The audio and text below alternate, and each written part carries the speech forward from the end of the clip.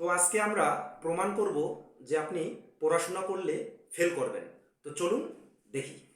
তাহলে আমরা জানি নো স্টাডি ইজুয়াল টু হচ্ছে ফেল, সমীকরণ নাম্বার 1।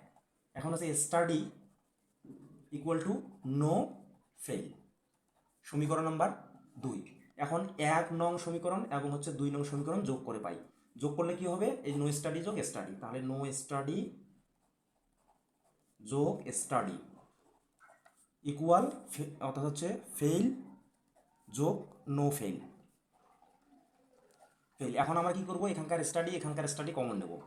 STDY স্টাডি কমন নিলে এখানে থাকে নো, আর এখানে কিছু থাকে না, তার মানে 1 ইকুয়াল টু, আর এখানে ফেল কমন নেব।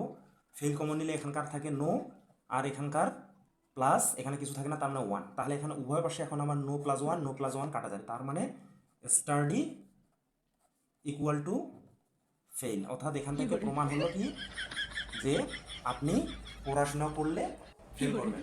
তো অবশ্যই আপনারা পড়াশোনা করবো না, বন্ধুদেরকে মেনশন করুন বন্ধুরা যে পড়াশোনা করলে ফেল করবেন।